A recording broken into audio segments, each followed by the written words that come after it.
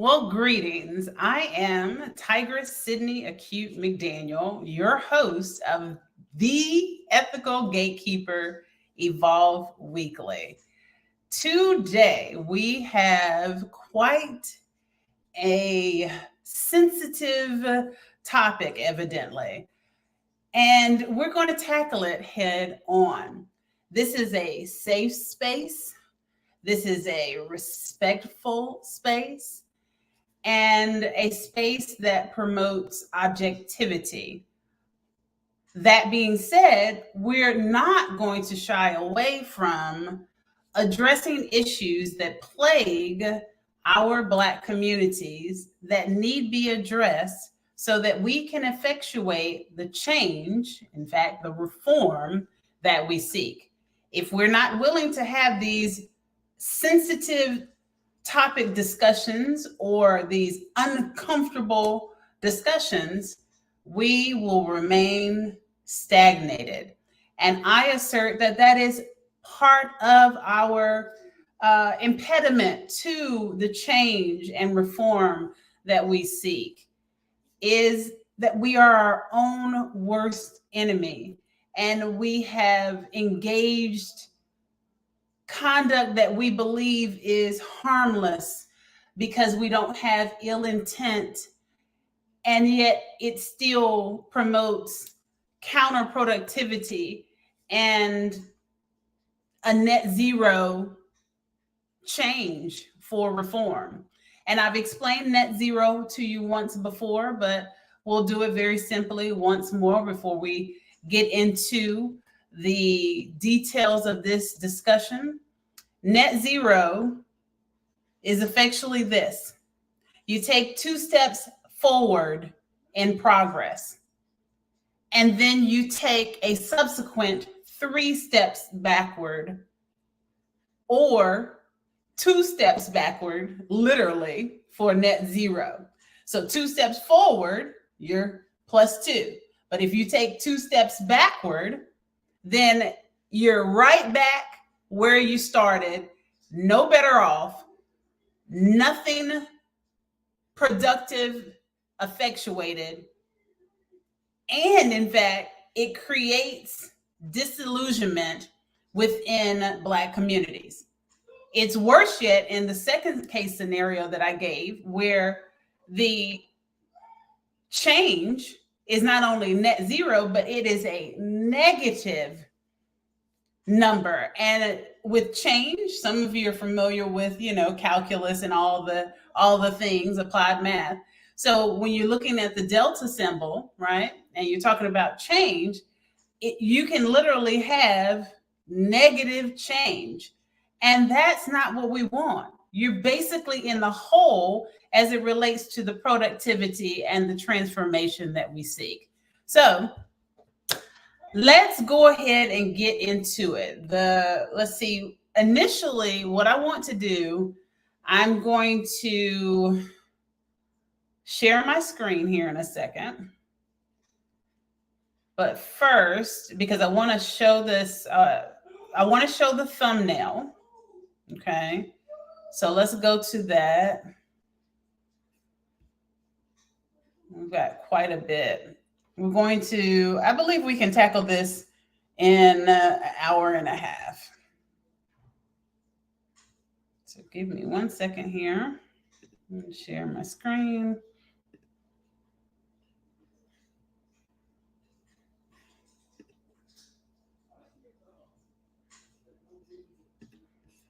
There we go. All right, so we're going to go on over to Facebook initially.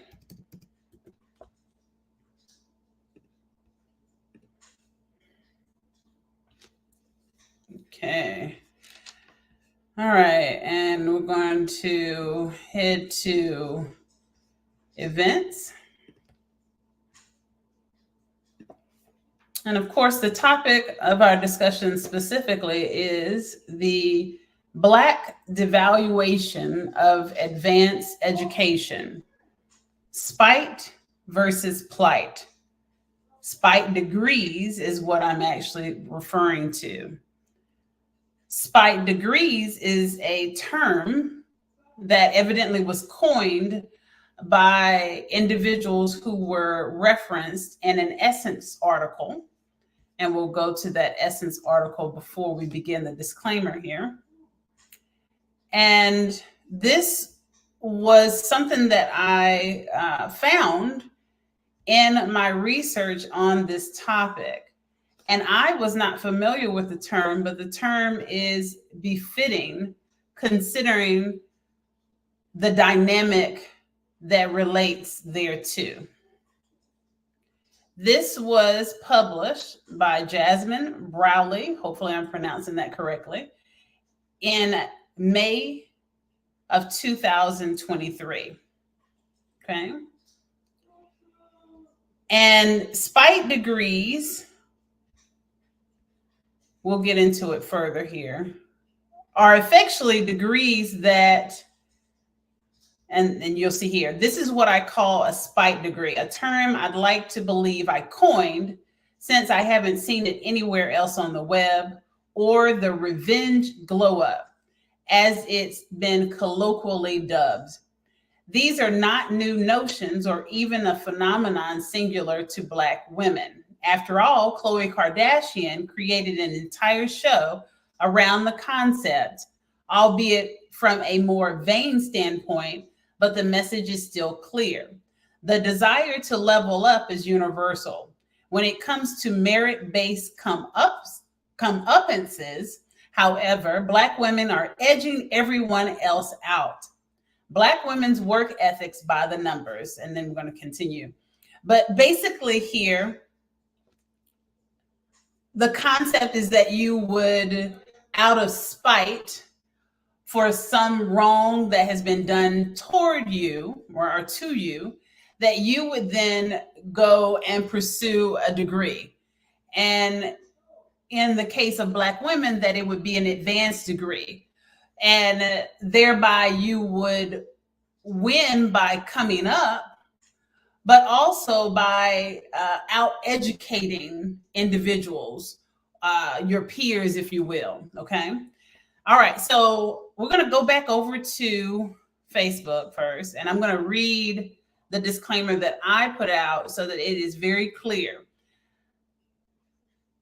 my intention for referencing the young ladies that I will be referencing in this broadcast. All right. This discussion is long overdue. Brought to you in the thrust of objectivity, thorough and honest survey, and solution-driven strategization. I do not condone infighting, defamation, scare tactics, gradation, sexism, racism, general prejudice, unlawfulness, nor any other untoward conduct. Whereas I myself may or may not agree with the views of those who I may cite in my discussion, the overarching goal is understanding what's at issue, identifying what aspects need change, a meeting of the minds, which may not be able to be achieved, and steps to implement the change we seek.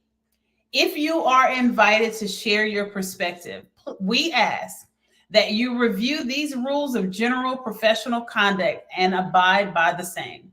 All perspectives are generally welcome unless it deviates significantly from our core trust. As a scientist and approaching these topics through such lens and that of a lawyer and economist and person subject to intersectionality myself, it is assertedly imperative to survey all perspectives to most adequately strategize solutions. As a lawyer, although not yet licensed, please heed the following. I do not need the permission, nor am I asking permission to cite views published in the public domain. Most of you are aware of fair use, so I don't have to go into further detail and explain that. Number two, having been subjected to defamation myself, and being a huge activist against the same, my survey on issues does not constitute defamation. I've taught you all this as well. What is an absolute defense to defamation? Fact. And that's what we're working on here. And that's what it says. Number 3, a fact is an absolute defense to defamation. Number 4, citing a person's own views voluntarily publicly published does not constitute defamation. Number 5, legal education and the law on the books are arguably the most vital tools required to effect the reform we seek. Number 6, moreover, emotional intelligence, whereas such can be disconcerting in controversial topic discussion, is inseparably required to acknowledge the issues that plague us and strategize solutions to empower ourselves individually and collectively to overcome those issues and bring about the transformative change we seek. Hence the name of my platform, Evolve Weekly, the Ethical Gatekeeper. Kind regards, always me, right? And the beautiful Black ladies featured have definitely been invited to join our discussion. One has declined, and I'll go into a bit of detail in that regard. And I was still awaiting responses from the others, but they have not responded. And nor will it be necessary, as you know, I've already explained with my disclaimer, but it would have been great to just hear their input in this discussion. I would really love to hear about their experiences, and I wanted, and definitely had made it available to provide a platform for them to share so that we could unify in solidarity with the experiences that we have, which are inferred from decisions that are made to devalue advanced degrees or otherwise choose alternative careers that are societally and directly opposite from core academia. Because this platform is not for commercial purposes, repost of their images as public figures, of course, is provided under the doctrine of fair use and editorial opinion. All right. So that being said, we are going to take a look at these beautiful individuals, and we'll go to my post because I've posted these individuals, and we'll get a why. Why did I post these individuals?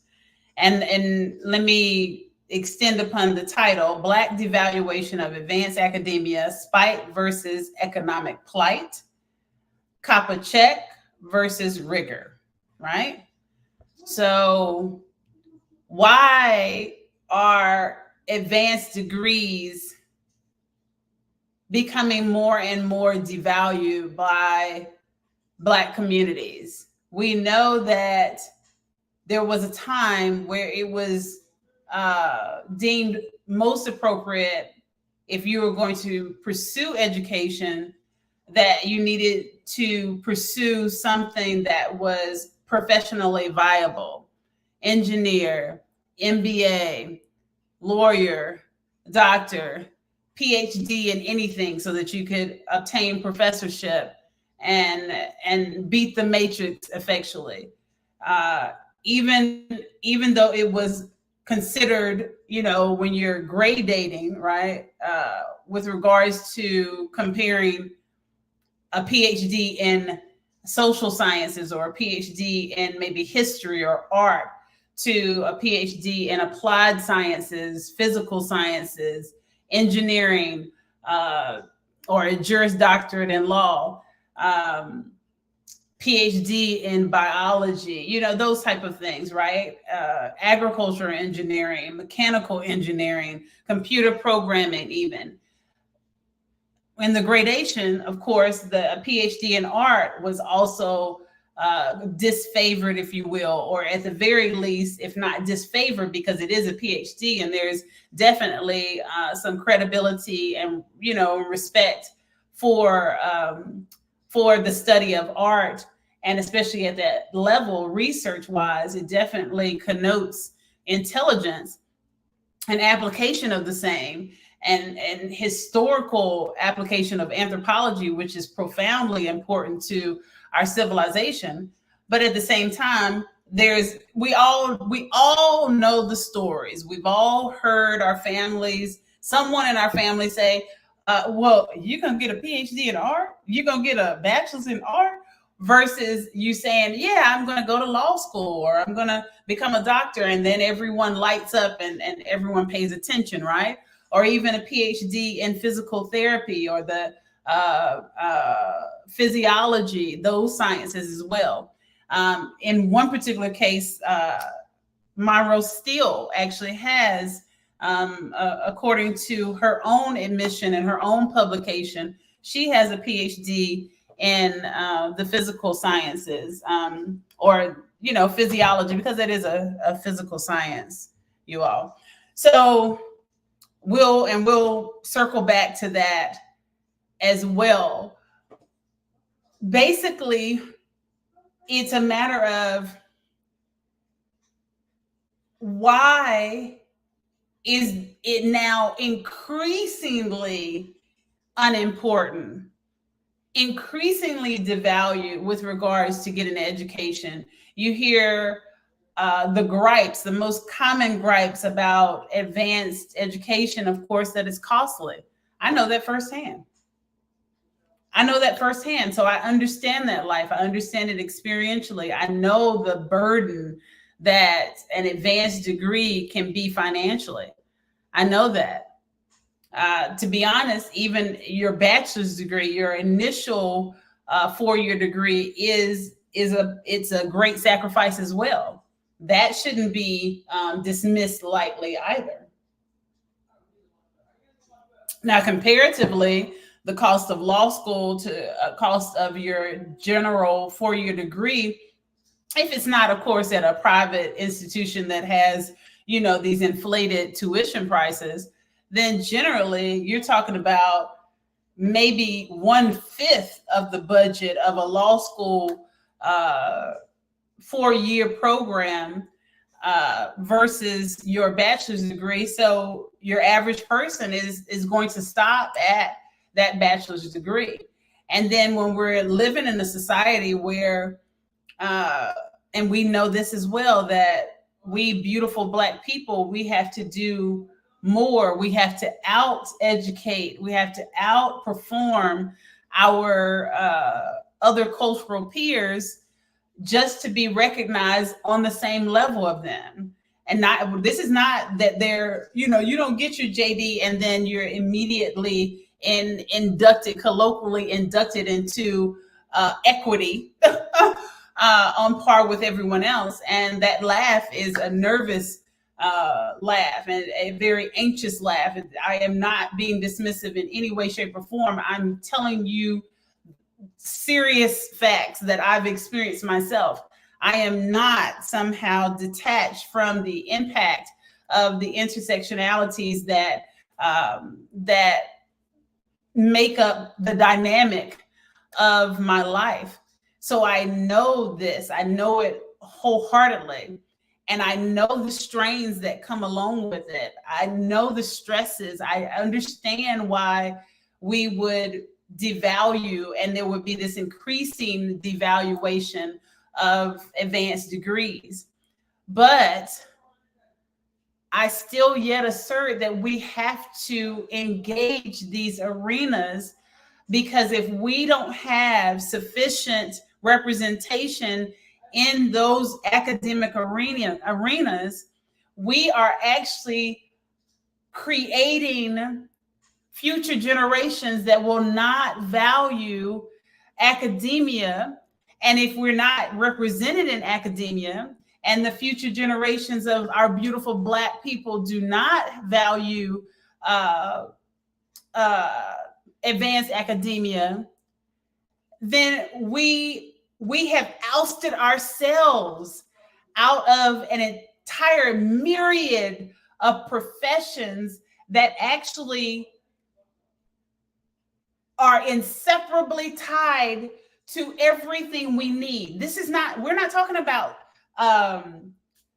getting your degree just so that you can actually rub elbows and and with the elite, and be able to buy a yacht and buy a nice house and all these things. We're talking about, if we don't have a valuation for even as it relates to vocational education for those very specific high level skilled professions like plumbing, electrician, because those require apprenticeship, and anything worth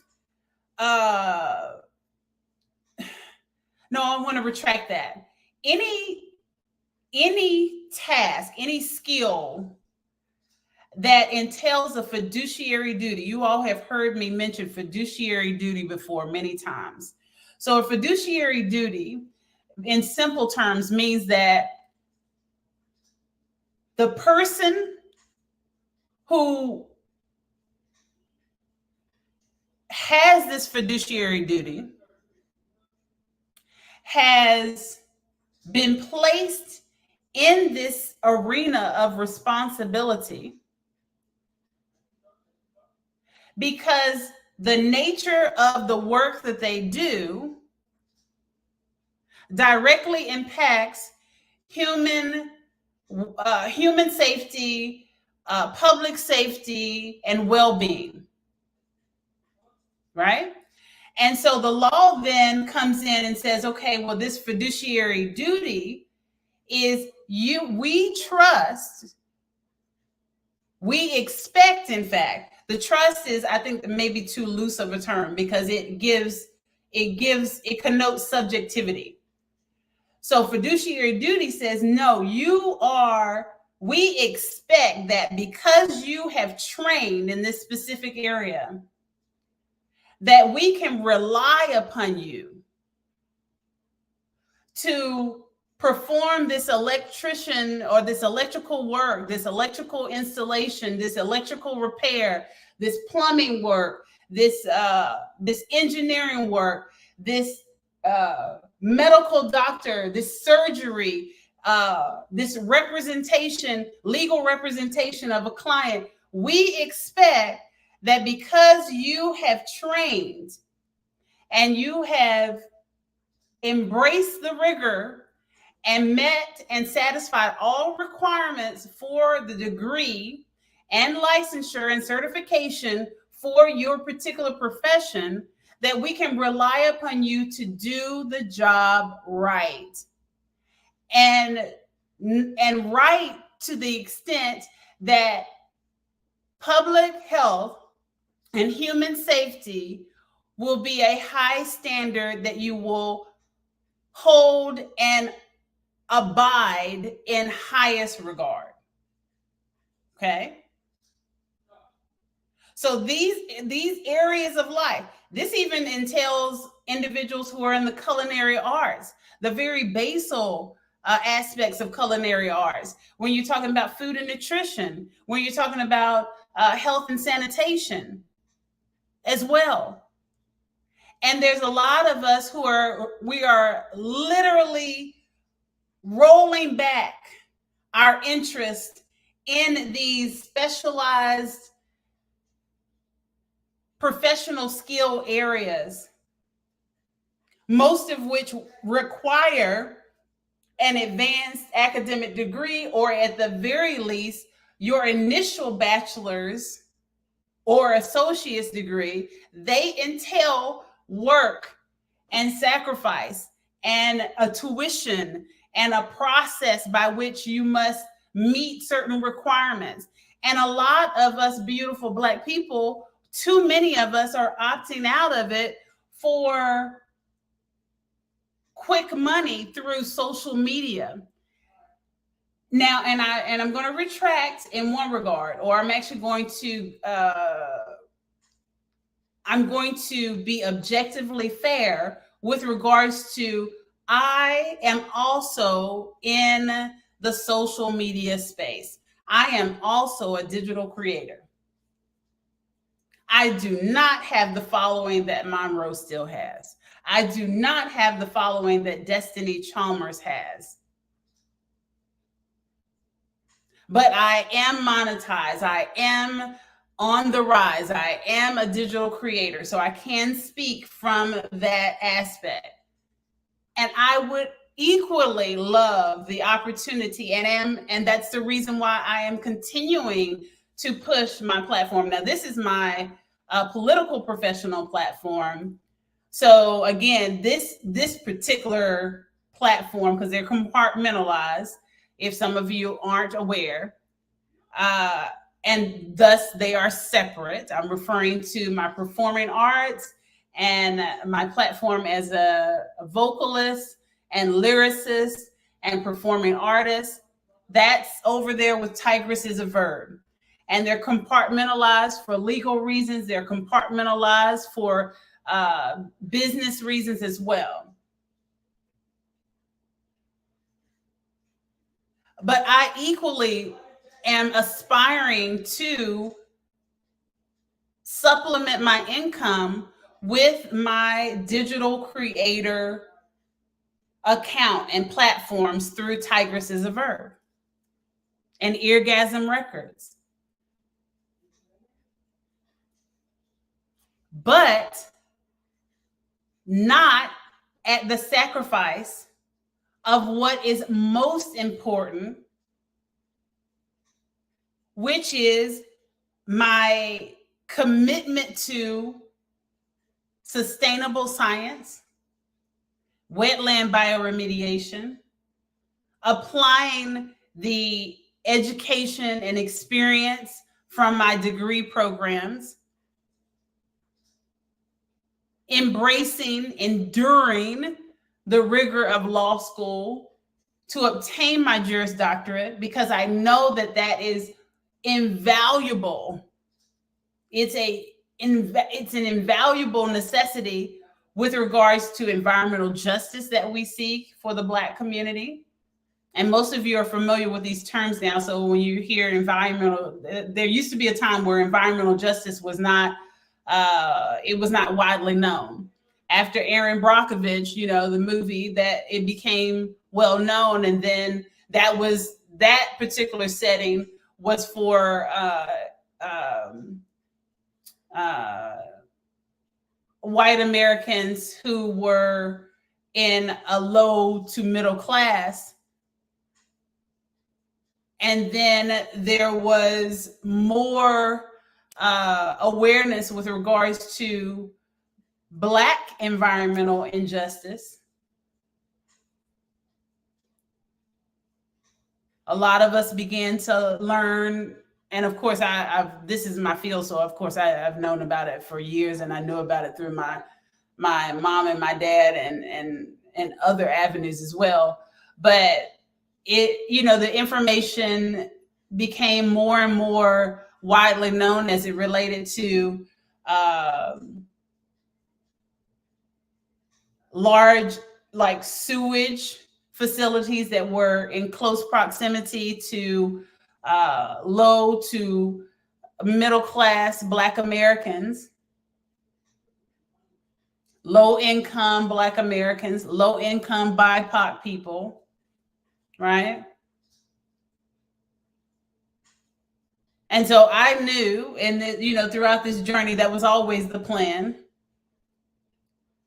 to effectually learn these academic and professional languages, and not only learn these languages, but also obtain the licensure and certifications that were necessary for me to actually make a change in this field.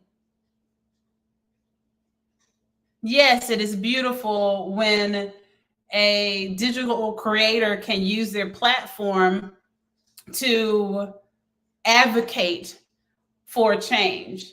But we must understand that that advocacy stops at advocacy.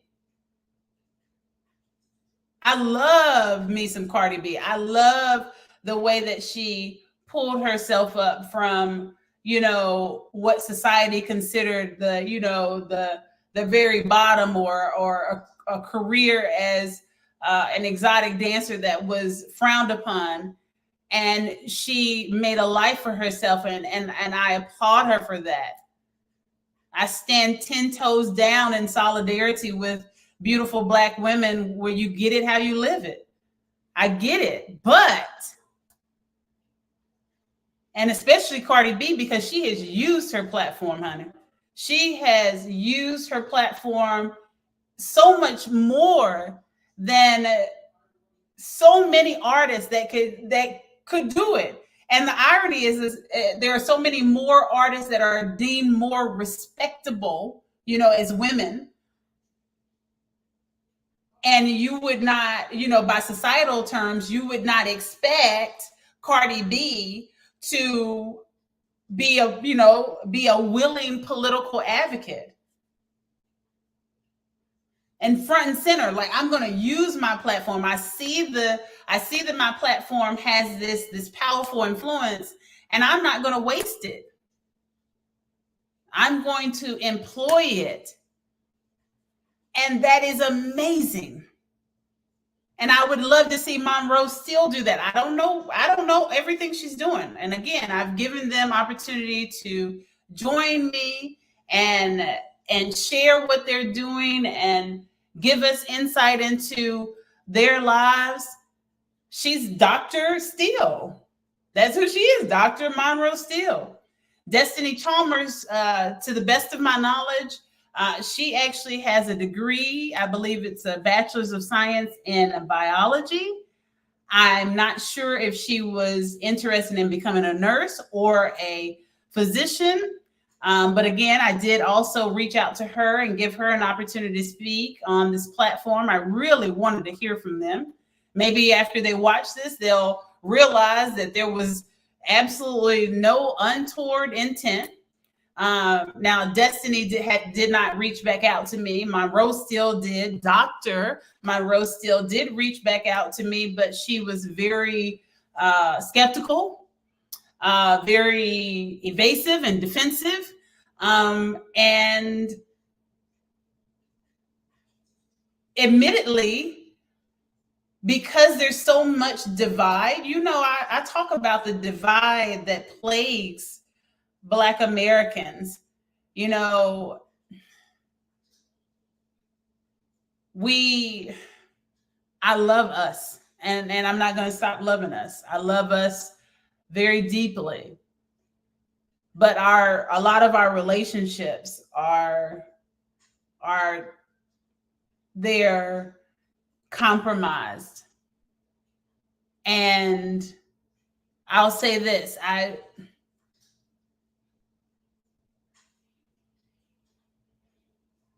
offered and insisted that she look at my platform and see that I come in love and I come in peace and I come in truth and objectivity and all the things and transformative thought and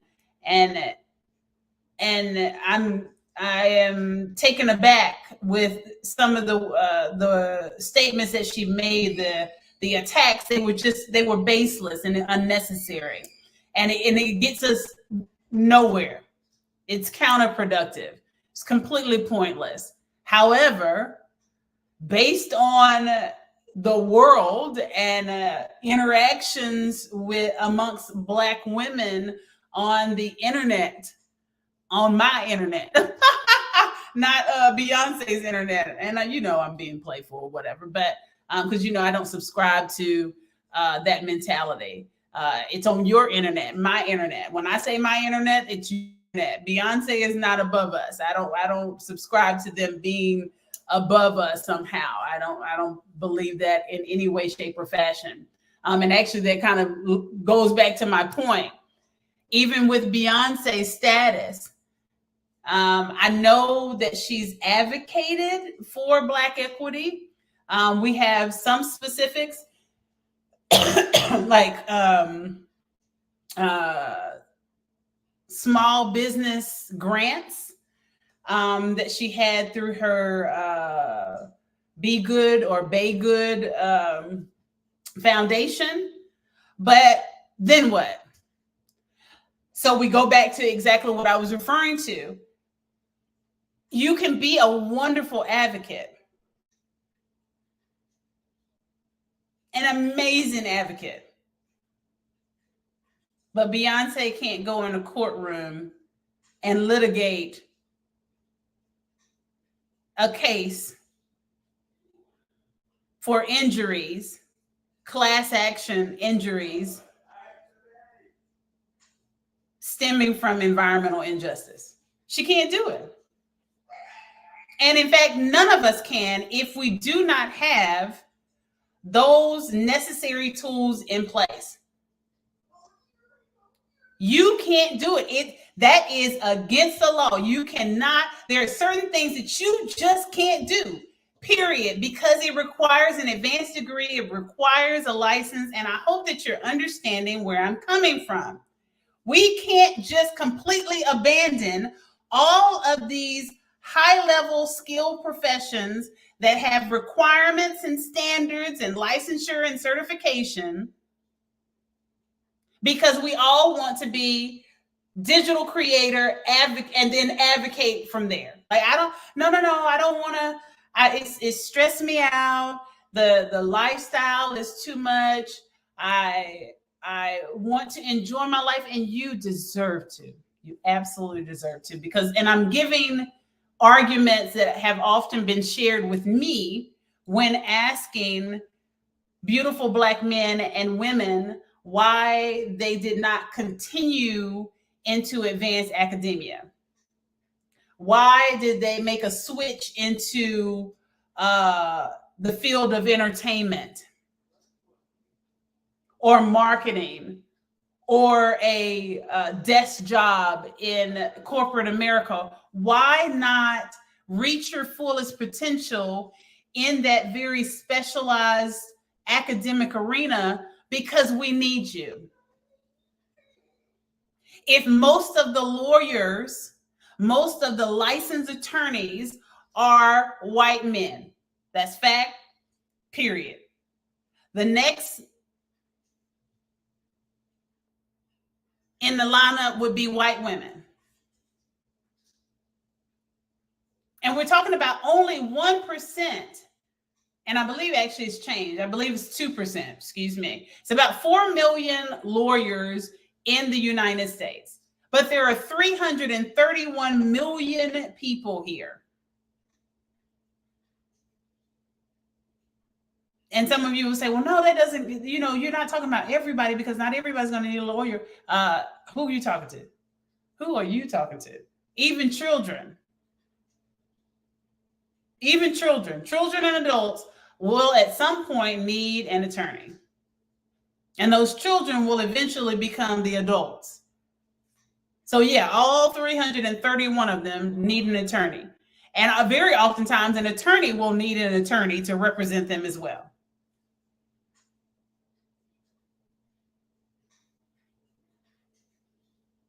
I mean, I'm not going to go into, well, I should actually give some examples. For instance, we already know how difficult anyway it is for a Black man or a woman to obtain their Juris Doctorate. And we're talking about the environmental factors that would come into play. Let's say maybe they are, either one of them becomes a parent, and now they have to, take care of their child.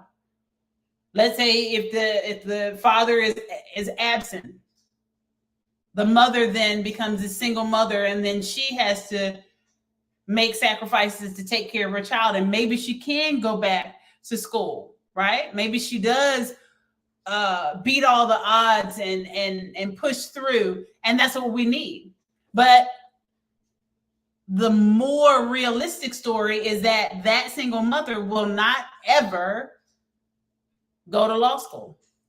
There are many more single mothers who had to completely change lanes with regards to their goals, their academic goals, after becoming a mom. Some of them married and happily married, and it just never worked out time-wise and money-wise for them to go back. Maybe they have a child with a disability. Maybe they decided that they wanted to homeschool. Maybe they became disillusioned by how Black America has been subject to injustice unrelentlessly over the years, and they just checked out psychologically. All of these things are understandable. I need you all to really appreciate that I completely understand. I cannot not understand, because I too have experienced the very same things that very normally shake individuals on the path of an academic goal off of that path altogether. So much so that they can't ever get back on that path.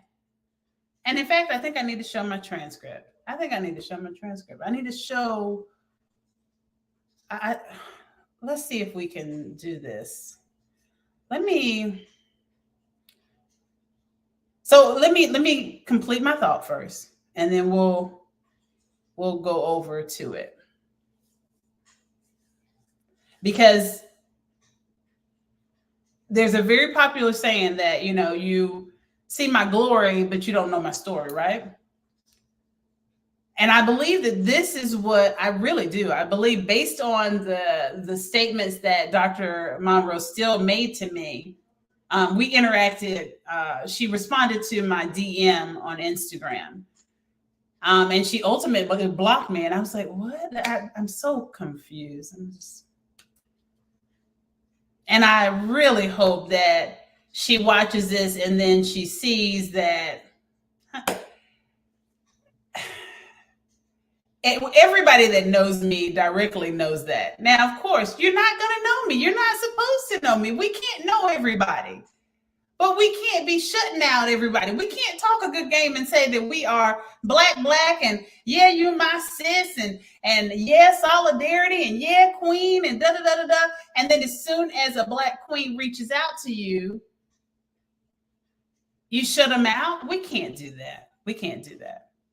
Well, let me rephrase it. You can do it, but it will produce counterproductivity. Because at the end of the day, we can't effectuate the change that we want on our own. I can't do it on my own. And I'm Queen Get Her Done. Honey, it's been said, if I can't get it done, it can't be done. Or if I can't strategize how to get it done, it can't be done. And there's some accuracy in that. But even in that strategization, I need other individuals to effectuate the transformation that we seek. Here's the most literal way, and we'll go back to making sure that I complete my thought here. So here's Cardi B and here's Beyonce. These are powerhouses. They have grandiose influence. Let's throw one of my favorites in there, who I believe should have an honorary doctorate by now. Somebody needs to give it to her. That's Jennifer Lopez. Huge followings. They can advocate all they want. And I don't want to leave anybody out, because I want to make sure that I try to hit all the ones because I have great respect for beautiful Black women and Latino women. And I have grandiose respect for Native American women that are doing it. You hear me?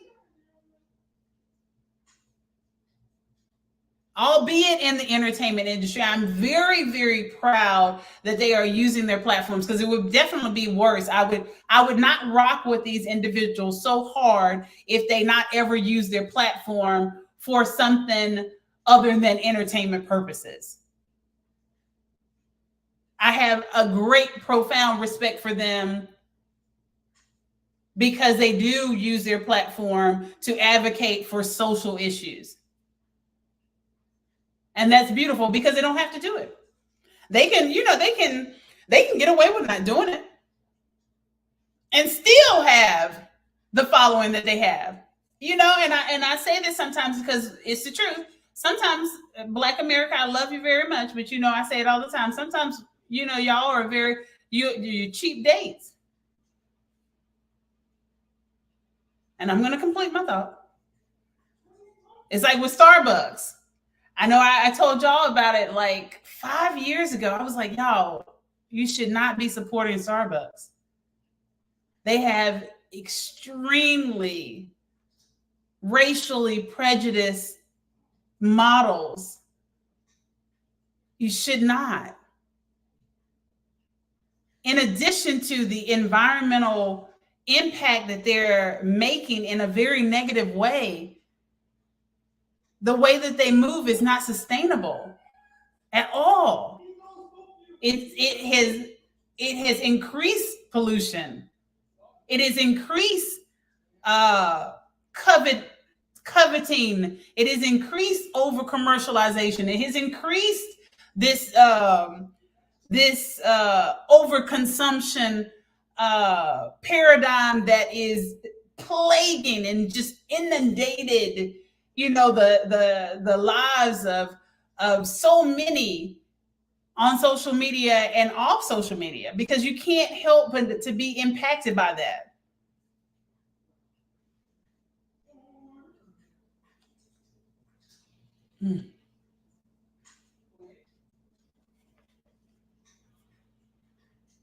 So I told you, right? But I don't have a big platform, right? So nobody listens. We associate worth with the number of followers, right? So you're like, oh, we hear you and we know you're smart and all that kind of stuff. Yeah, she's an academic, but this is fun. So we want to do fun. But then George Floyd is murdered during the pandemic on public TV. Then everybody's like, oh no, I don't want to do this. And I don't, and you mean that Starbucks is supporting this and Starbucks is doing this and Starbucks supports keeping salaries for police officers the way they are. And that's the antithesis of the police refund. The police refund. The police reform, defunding the police advocacy that, that came about during that time. Their business model, their entire MO is opposite to the Black equity we seek. But when I told you, and when other individuals who didn't have a large platform told you, no, honey, you exaggerating. You're exaggerating. We want to have fun over here. Oh, it's no big deal. Right? But too many of us in the Black America are cheap dates, because now you have individuals who do have a big platform and they're saying, hey, look, it ain't looking good. We just went through this about 2 years ago with Starbucks, and everybody was like, oh yeah, we're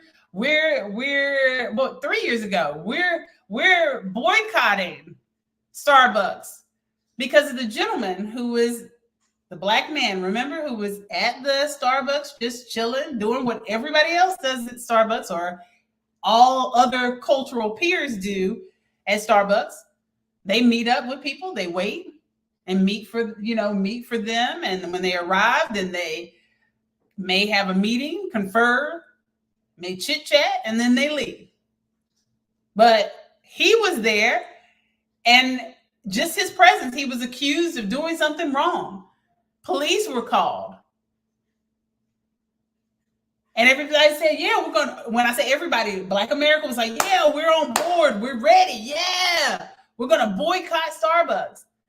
And then that fizzled out. All that fire, that resolve for change, that demand for change and reform, it fizzled out. Because a lot of y'all wanted some iced coffee. As if there weren't any other places to get iced coffee. As if there weren't a platform at that very moment for us to unify and create our own coffee chain, our mega coffee chain owned by Black America. And there's so many different ways that we can strategize this. There's so many ways that we can collectively do this. And I've put it out there through my platform, it was once before a nonprofit, but now for-profit, the Above Ground Railroad Incorporated, where I propose these strategic plans to address the issues that plague Black America. We can do it. No. You don't want no. You don't know. You cool with Starbucks? No, you don't. Girl, that's over. That was like last year. We back on with Starbucks, and Starbucks. They made a black line. They made a line of cups to celebrate Black History Month. So we good now. Cheap date.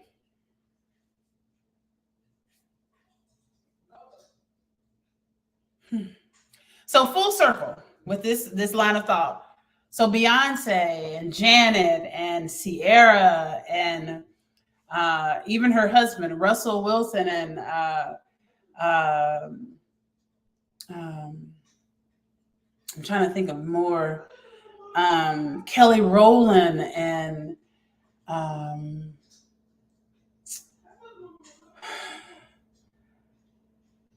goodness, you get the point. The point is, a lot of them, oh, Kerry Washington, a lot of them have used their platform to advocate for Black equity. Beautiful Black women. Not just strong by the connotation of the trope, but really impressive, positively impressive women. We can't take that away from them. Anyone that would try to, it would be a foolish act. It wouldn't be something that you could easily prove because their track record speaks for itself. All of them wonderful advocates. None of them have a Juris Doctorate. None of them can go into the court and litigate. None of them are licensed to practice law. None of them can litigate the reform that we need in statutes from state to state. None of them can do it. Some of you say, well, they can pay for lawyers to do it. Well, they haven't done it. They haven't done it.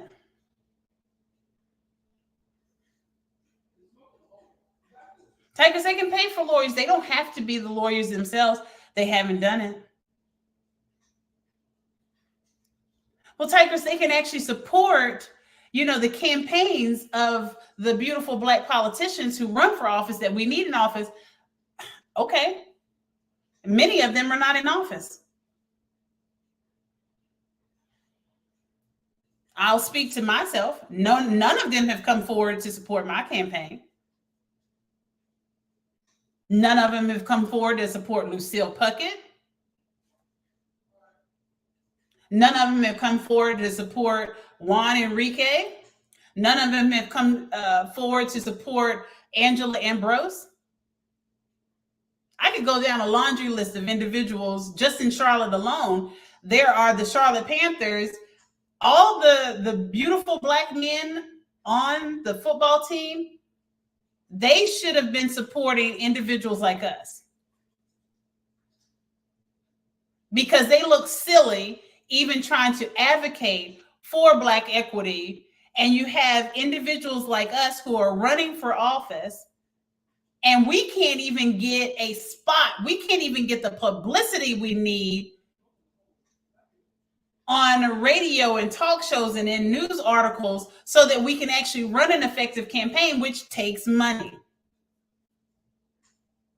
So no, don't come to me and say, but Tigers, they can invest money-wise and that's how they can do it. No.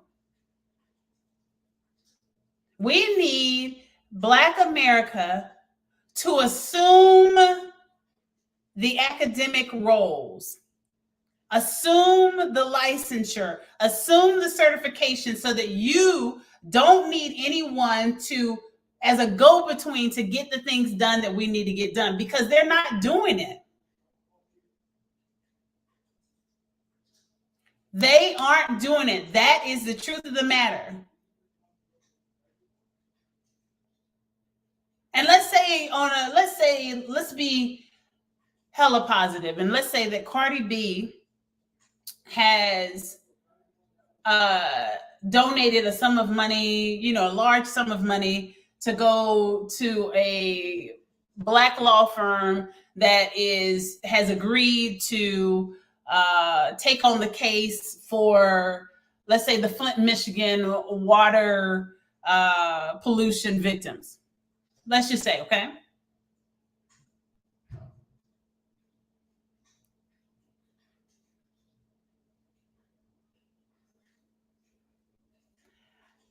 However, on the other side, our white peers, the white male licensed attorneys, they far outweigh us in political influence and judicial influence and attorney influence. So this person is going in there. They've got the backing money wise, but because that judge is already bought by the good old boy system over here, we still can't be as effective. But what if we as a people decidedly said, no, we're going to join hands?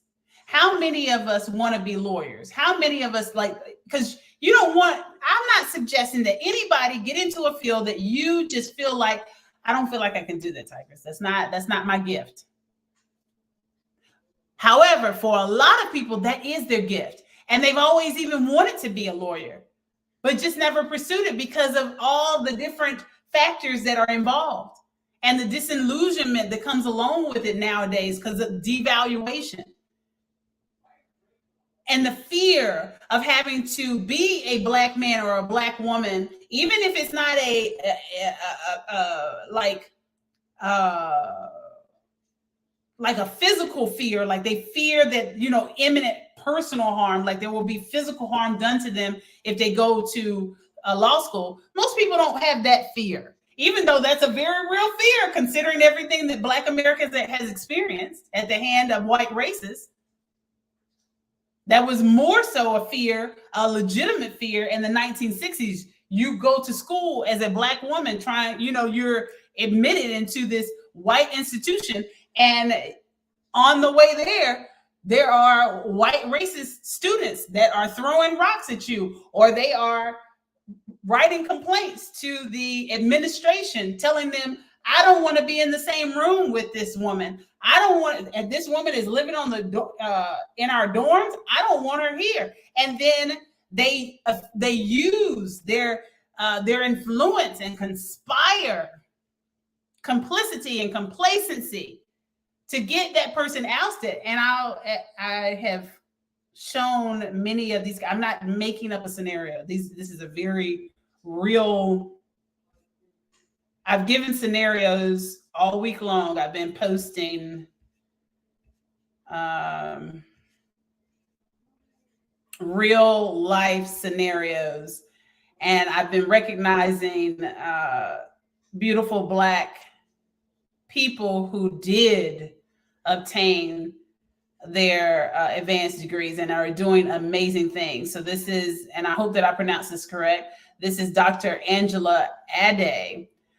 She's got her JD and PhD. And then Dr. T. Anansi Wilson has his JD and PhD.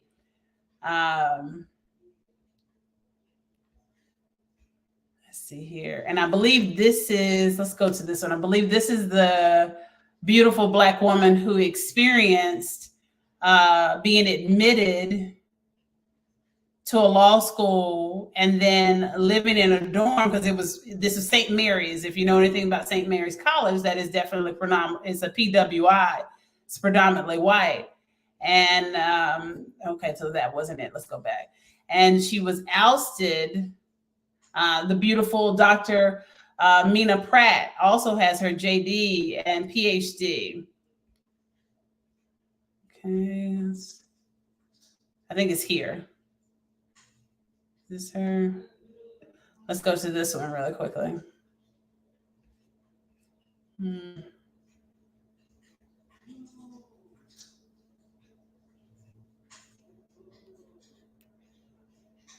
Hold on, I'm trying to see. No, hold on, because just give me 1 second. I believe this is it. Dr. Sadie T.M. Alexander. You saw that they quote her, I could and I would. Okay. I believe this is her. Let's make sure. She's the first woman to graduate from the law school. I believe it was Penn State. Hold on. She knocked down doors of race and gender that would not willingly open, paving the way for future generations while affecting far-reaching changes in both the public and private sectors across various institutions in academia, economics, and civil rights. I think this is it. Hope. Otherwise, I'll find it here in a second.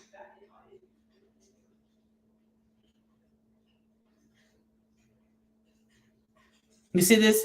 Now, again, this would have been a more realistic scenario, even though it's not far-fetched now. It's less likely to be so, overt, right? She wrote about her feelings of alienation in a clean sweep where she recounts being subjected to racial slurs or otherwise completely ignored by fellow students while getting lost trying to navigate campus. Is this the one?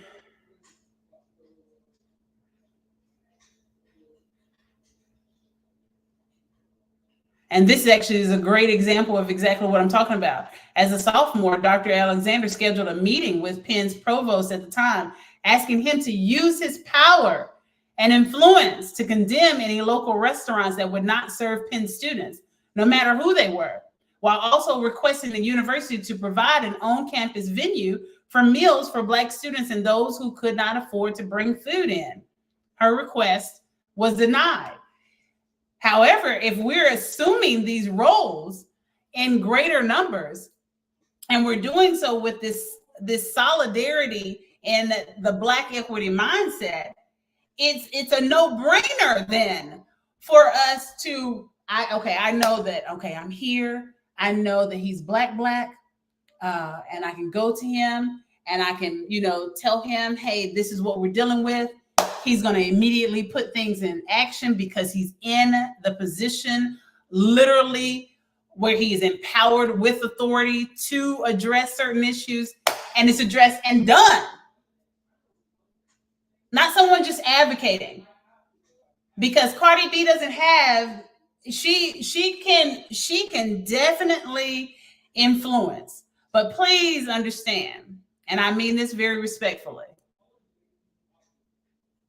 in the academic world, she would get laughed out of certain offices.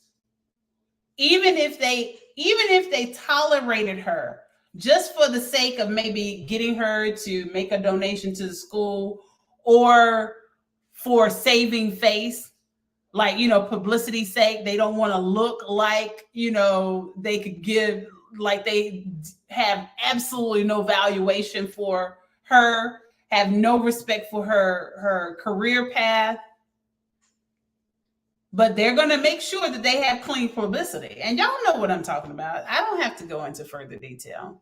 I mean, because I wanted to find the other one. I've listed quite a bit. Is this her? Maybe it was her. Let's go to this one.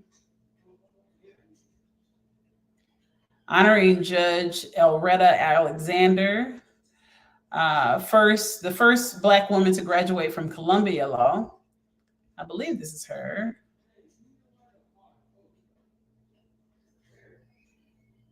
Let's see.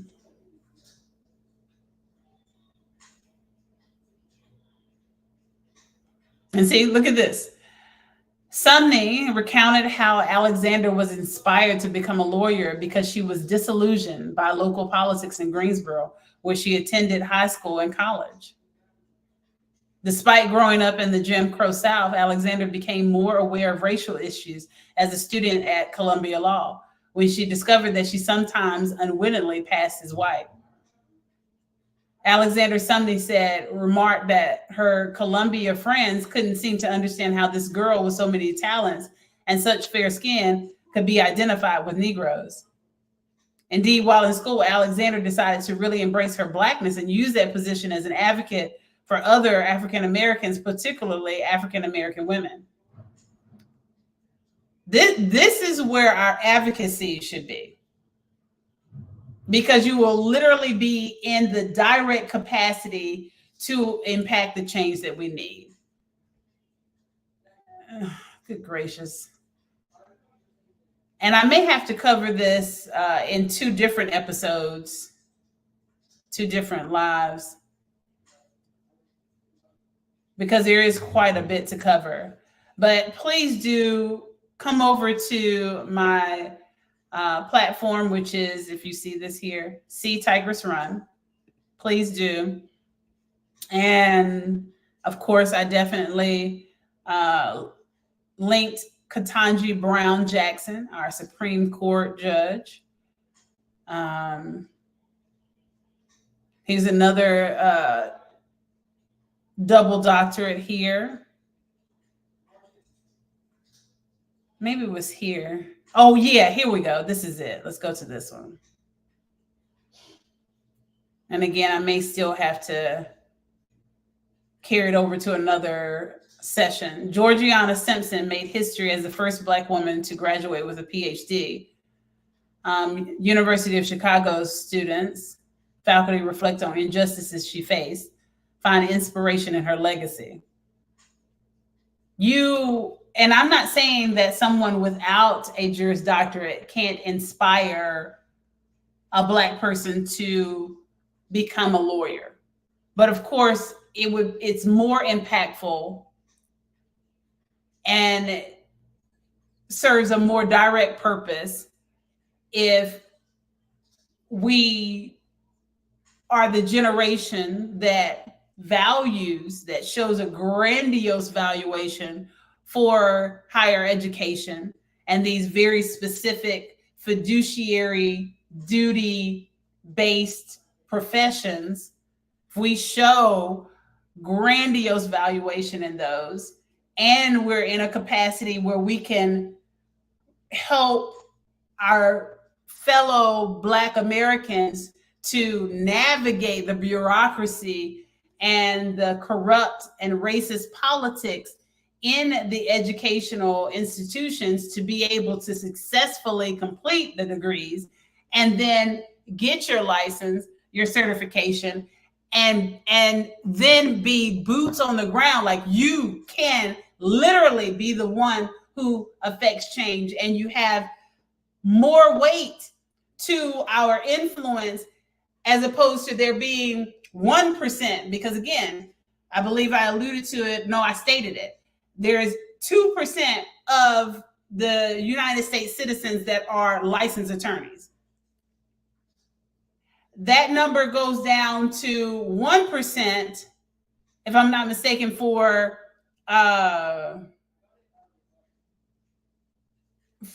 no, because I believe it's a 1/4%. Let's just see.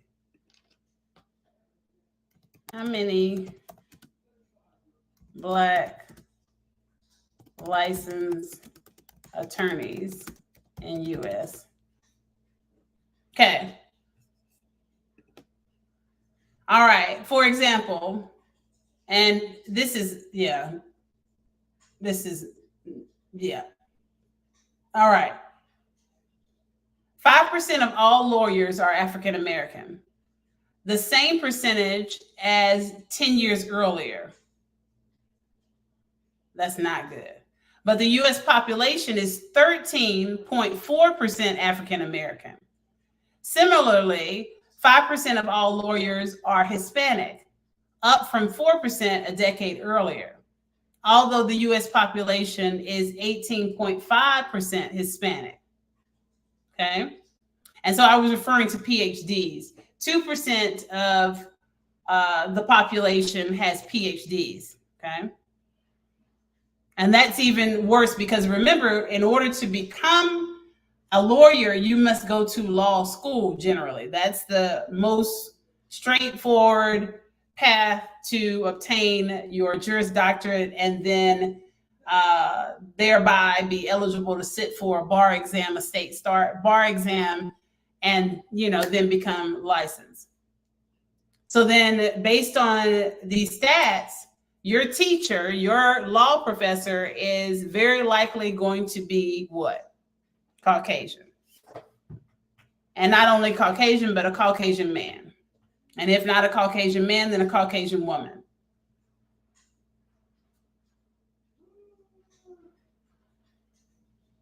So we don't have the representation. We don't have sufficient representation in these fiduciary duty based professions.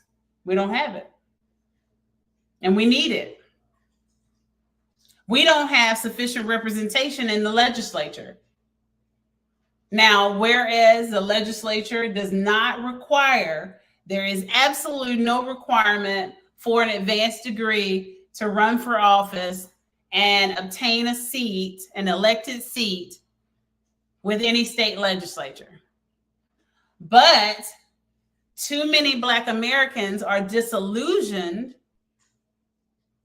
against running for office because they don't have an advanced degree, because the white counterparts who are in these positions, more often than not, they do have advanced degrees. Most of them have Juris Doctorates and thus have a full understanding of the legislative process, because that is inherently a legal tool. So many Black Americans are disillusioned from that and will not even pursue it because the legislative peers out-educate them. They're qualified. They have fiduciary duty. But we can change that. And to get to that change, we need to increase our valuation of advanced academia. And it can't just be Black women who are doing it out of comeuppance and spite, because that affects the mental health of those individuals very greatly. Understand that where a person, and it doesn't matter who it is, when a person is undertaking any action out of spite, the impact of that undertaking will be greatly diminished, because emotional intelligence is not the stronghold through which they sought that undertaking. And thus it will succumb to any of the pressures that come along during that process that are required. They're inescapable. Like, for instance, here I am. I've graduated from law school. I have my Juris Doctorate. And I've seen it, and I'll refer to her. What is her? The one that says, okay, boom. Legally Hype. I don't know her real name, but Legally Hype. She has a wonderful platform. She's the one that translates political and legal news with hood, colloquialisms, and I love it. I'm here for it. She can do both. She doesn't have to code switch. I love her platform. Love her platform. Okay. Love it. Legally Hype.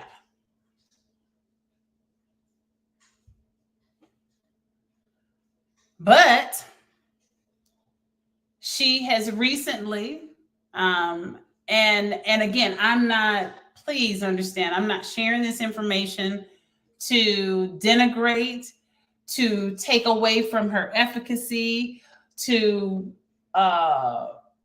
bring her mental anguish atop what she's already experiencing. I'm bringing awareness so that we know what everyone is experiencing. And you do know these things because she shared it herself. But I'm not repeating it to bring shame upon her. I'm repeating it to let you know that in this process, there's still more rigor. And if we don't have someone, if we're just if we're pursuing a Juris Doctorate just so we can say it out of to spite him, he dumped me. So I'm gonna get me a law degree and show him that I am of value. And then you haven't done it for the right reasons. And then you eventually, because there's no emotional intelligence in doing something out of spite, that's just the truth. Don't shoot the messenger because that's just true. That's factual. Anything you do out of spite is not going to be, it's not going to have a sound basis. And you're going to succumb to the pressures in one way or the other because you can't, as you know, as playful, like the movie Legally Blonde, that effectually was a spike degree, right? She got the degree because her boyfriend dumped her and she wanted to show that she could do it. But what did she have to do during that process? She had great pressures that she nearly succumbed to. She was sexually harassed by her boss. Now imagine that's a white woman experiencing those things. Imagine the things that we Black people experience along this path. And that was before she could even, like, she wasn't even a second year in law school. Second year law student. So what I'm getting at is that Legally Hype, she has shared with everyone. And I was following because I sent her messages of encouragement because we graduated around the same time. We're both registered with the California Bar Association. Very, very proud of her. And she went ahead and she sat for the most immediate bar. I could not. My graduation was the day of the first bar exam, which would have been July 26th. And then I later learned, because of the nature of my program, I need to law clerkship. So I'm taking care of that as well. But basically, she sat for that exam. And what that means is she took the exam. And I waited in anticipation, hopeful, excited anticipation that she passed. And that's not always going to be the case. And she didn't pass. I kept waiting for it. I knew the results were out. And she didn't really, like publicly say I didn't pass, but it was like, okay, unless I missed it. And it's very likely, it's possible that I could have missed it. And maybe she did it on a live or something like that. But I didn't see it in her Instagram feed. That's where I primarily follow her, and on TikTok.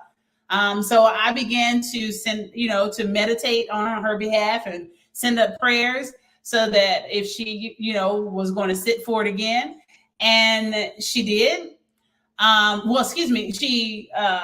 She then expressed how much she has been trying to advocate on behalf of her brother, who's been wrongfully incarcerated for quite some time.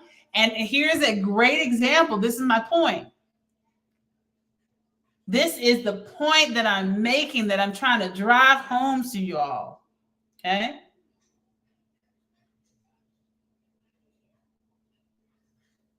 And she was expressing how disillusioned she was and how, it was really the pressures of it. And she's like, I got here, I got to this point, and now I still can't do anything for my brother. Because she can't, not until she's licensed. She can do, their family, there's some things she can do. He's an adult. She can't represent him. Not without that license. Not without passing that bar exam. And then recently she was in a car accident, and I prayed again for her well-being, and I continue to lift up in prayer. I am believing that she is going to pass the next exam. She is going to obtain her license. Do you hear me? I am in her corner 1,000 million percent. But understand that if she had pursued this only for the purpose of a spite tirade and out of anger for her brother being incarcerated, she's not going to make it. And we may be seeing the outward manifestation of that. And that's why I'm praying. I'm praying that she can completely tune into her emotional intelligence and her resolve and peace, because though that exam is all day long. Do you not understand how difficult, like, and we're talking about the rigor of number one, our final exams in law school are rigorous all day long, 4-hour exams, 8-hour exams, 10. I had one based during the pandemic. You don't get out of your exams. Had to take them remotely. And I had a proctor watching me via video remotely for an exam for nearly 10 hours for the day. That I had to sit in front of a computer. I had very rigid time slots for my breaks, for my lunch, for my everything rigid. Your average person, if you are in it out of spite, you're not going to be able to stay focused to be able to succeed in that environment.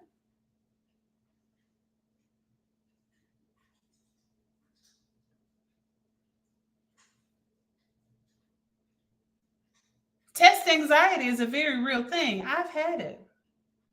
Very real thing. And then especially after you fail, oh my gosh, having to take the baby bar the first year and you fail, that doesn't make you feel good. That doesn't hype you up. Your average person, and I'm going to get her done, honey. You think I didn't have test anxiety, honey? Bye. And then what if you fail a test? I have one test, property law. I made I got a 60%. And technically that was passing, but my professor said, no, we want to see proficiency. Not bare minimum. We want to see proficiency. And it was a do or die situation. You do or die. Honey, put up or shut up. This is law school. Don't nobody care about you being Tigress McDaniel.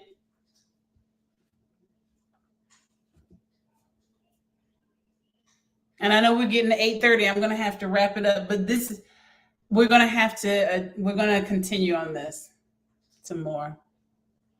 But now you have to be understanding what I'm saying. You have to be understanding where I'm getting at. Because you see, if she, and this is an outward manifestation, as much as I don't want that to be the reality for her, nor do I want it to be the reality for me. But too often, us beautiful Black women, we're in these silos.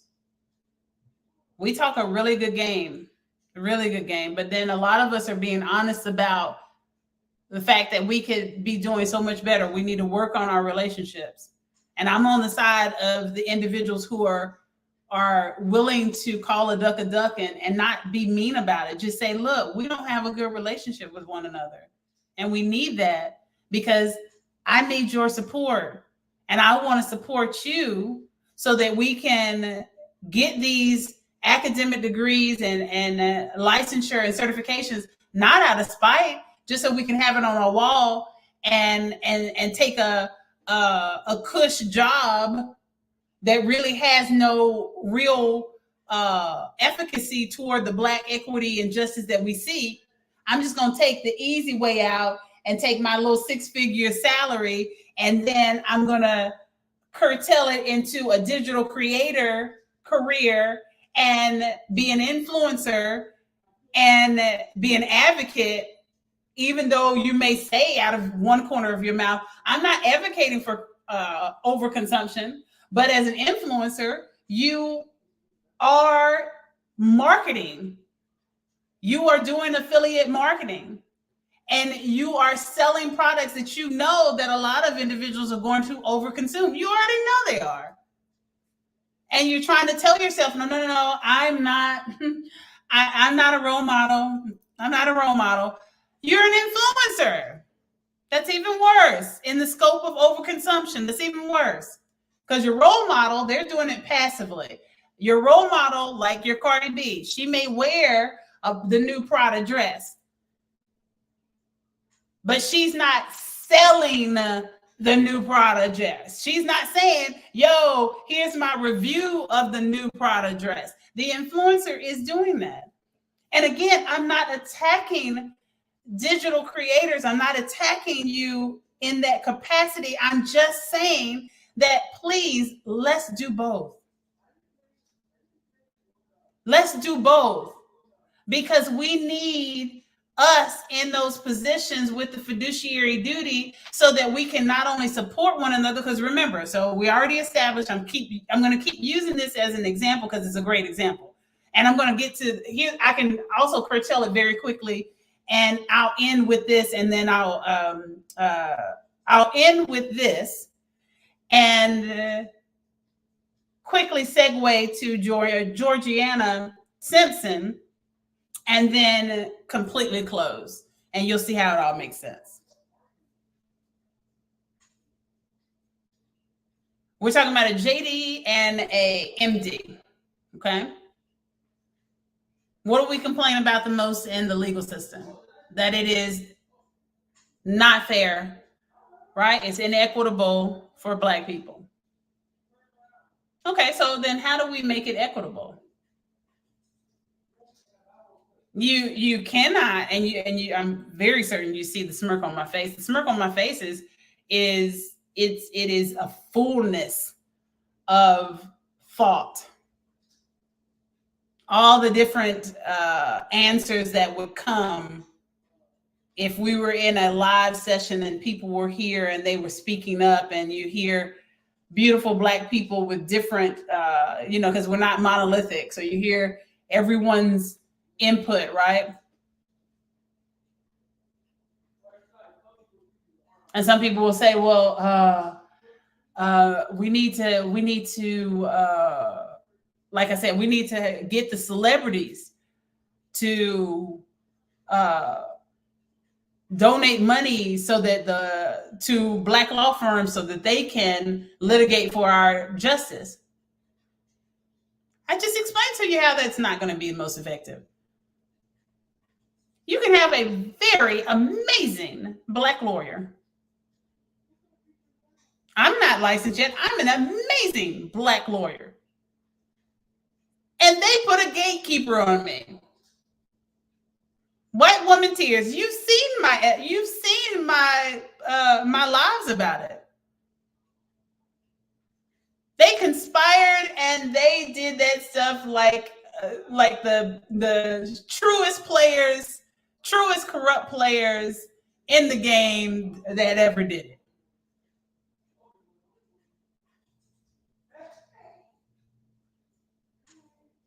Now I'm efficacious, so I've been able to navigate their corruption.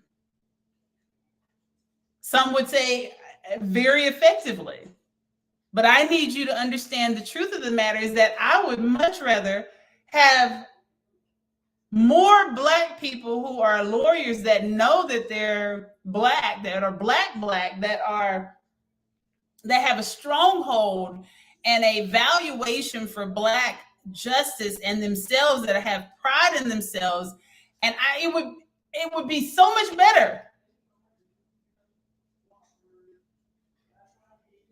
So that we're not the minority. We have sufficient representation so that I go into a courtroom and I see a Black judge, and I'm not fearful that I owe that Black judge, yeah, although he's Black, although she's Black, I have absolutely no confidence they're going to be on the right side of justice, because they're the minority in the legal system. And in order for them to navigate it, a lot of them have succumbed to complicity and complacency.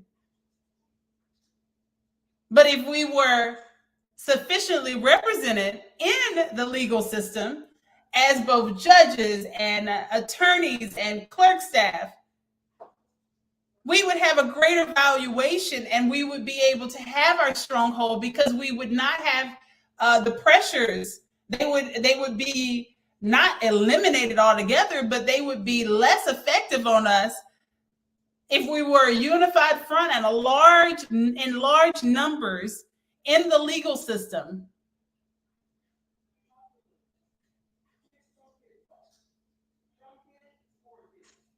We're leaving the weight of Black equity on the shoulders of few people, few Black Americans in the field. Look at the stresses that attorney, hold on.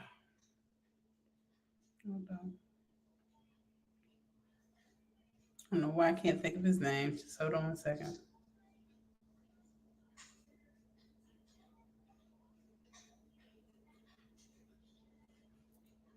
Look at the stresses that attorney Ben Crump has to face. He has to walk around with an entourage of security.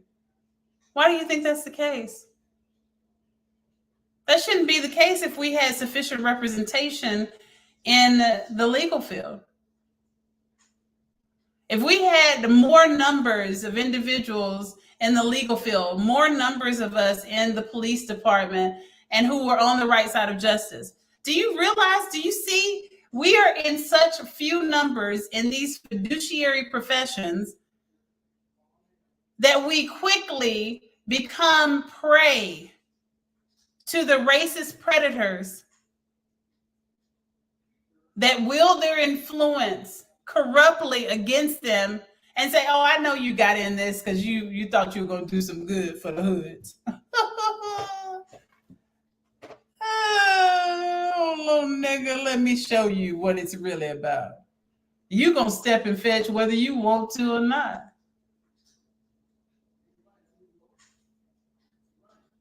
And then something happens where now they're subject to these individuals. I'm using kind terms right now. These corrupt white racist counterparts and that are in these arenas, these fiduciary arenas. And now they effectually become their bitch. I said it. They become their bitch. And now that their efficacy, they lose all of their potency. They can't be effective for us anymore. Now I'm not saying that's necessarily Ben Crump. I'm just saying in general. Because he's still trying. And it's difficult for him he can't take on all the cases. He can't, you guys, come on. He can't take on all the Black equity cases in America. We're going to kill him. And I don't want that. I don't want to speak life into him. I wish that he could take my case. I reached out to his team to take my case, and I got mad because he couldn't take my case. And then I had to realize, Tigress, I had to snap back into emotional intelligence. He can't handle every Black person's case.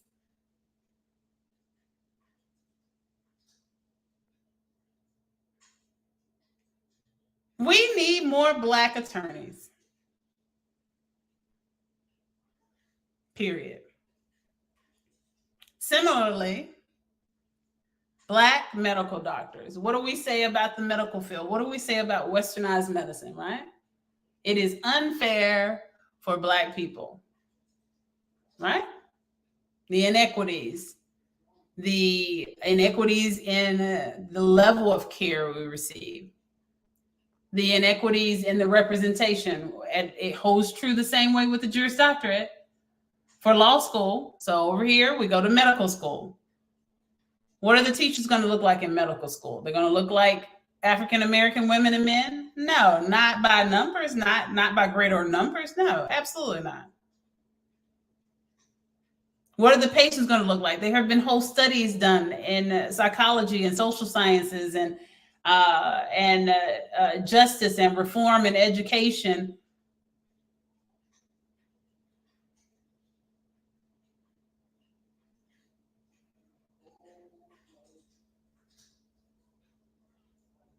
They talk about how they're only taught to work on patients who are white. The books only show patients who are white. The books only refer to the white demographics, the physiological greater likelihood of certain medical presentation in white patients.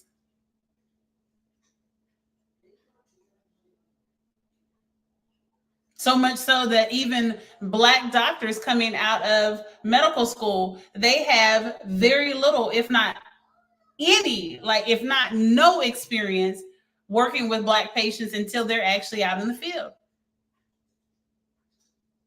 in their residency.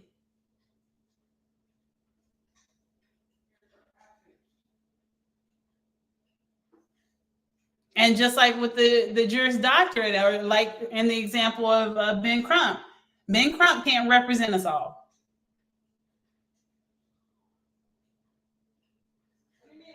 And even our favorite Black doctor,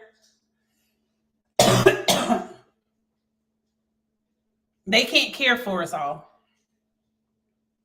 We're working them to death, literally working them to death. We show that we have absolutely no true love for them, no respect for them, no real valuation for them. We leave them where they're at, and we're going to suck them dry of all of their efficacy and all the hard work that they put into it to give back to Black America, just for us to suck them dry. And then be no better off because all they could do is just what they could do, because they were so overworked that they couldn't even step outside the work they're doing to expand our collective fight for equity. All the while also trying to live their own personal life and have their own family and feed into their own needs as a human. Come on, y'all. Come on now. We're gonna keep this going. We're gonna have this conversation some more, because there's more matters that I want to discuss. I want to get into this really detailed. But this beautiful woman who's here, Georgiana Simpson, first African American woman to receive a degree, Doctor of Philosophy from the University of First Rank. Dr. Simpson received her degree at the University of Chicago in 1921. Dr. Sadie Tanner Mossel received her degree from the University of Pennsylvania, June 15, 1921. Dr. Eva B. Dykes received her degree from Radcliffe College, June 22nd, 1921.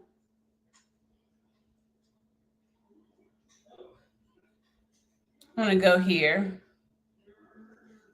Facing racism. Simpson was born in Washington, D.C.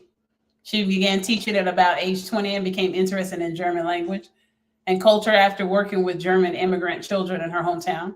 Decades into her teaching career, Simpson came to the University of Chicago to study German language and literature, as well as French. She also took courses in Latin, Greek, and mathematics.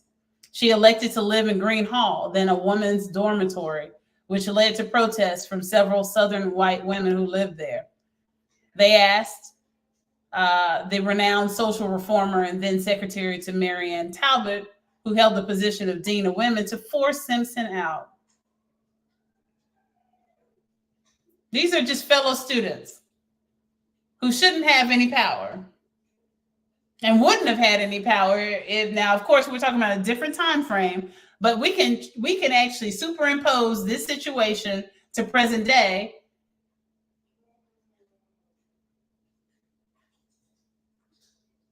And we can very easily assign similar characteristics to our fellow Black women because of the level of competition that goes on between us.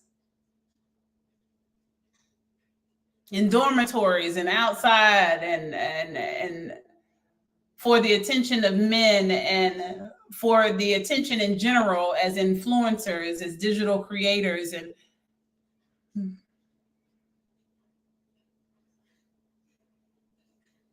again, I'm not saying that that's the case. I'll be honest with you. I have watched Dr. Monroe Steele's vlogs, and I don't read competitive from her at all. I don't read that from her, and I definitely don't read that from Destiny Chalmers. But there are lots of Black influencers who do behave that way, and so we can actually use this as a scenario. So you would have, let's say Dr. Monroe Steele had continued along her path as a PhD in, I believe she said physical therapy. I'm not mistaken. I'm not looking at it right at this moment. Okay. And I noticed in her vlogs, she is very deliberate with regards to her diet, very deliberate with her health and her fitness. Beautiful woman, beautiful physique, beautiful. Okay. So here she is. Let's superimpose this, and then we'll close this out. There she is. She's in her dorm. Okay.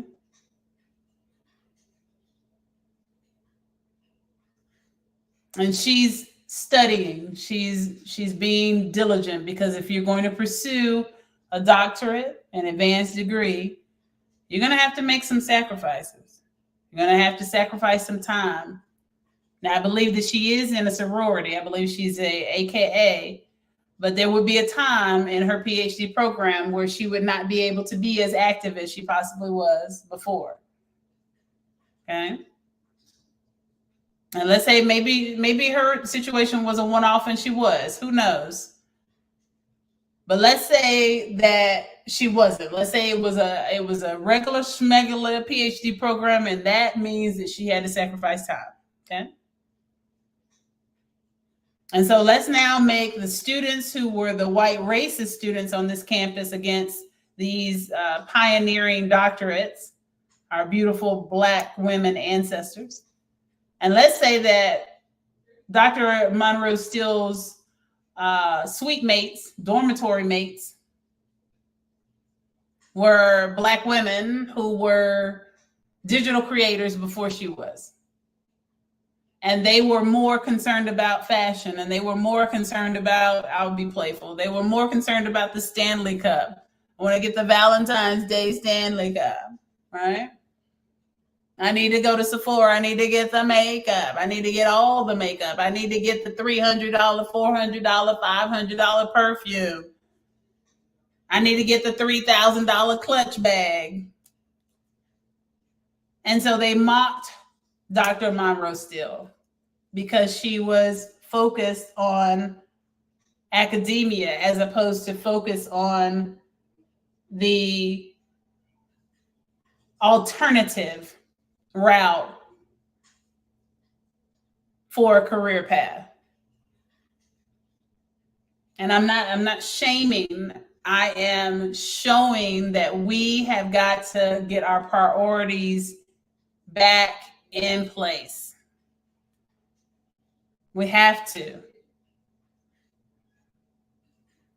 And it's okay if we come together and decide, okay, hey, everybody raise your hand if you want to be a lawyer. Okay, so this is law. This is the law group.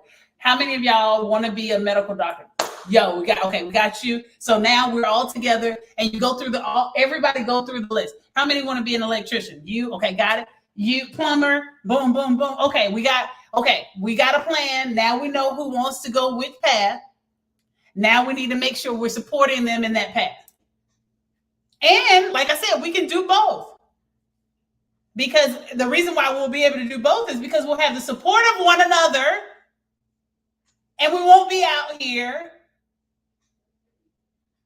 grinding ourselves to the bone psychologically, to the very last fibers of our soul in spite degrees and out of economic plight. I have no money, so I'm going to school.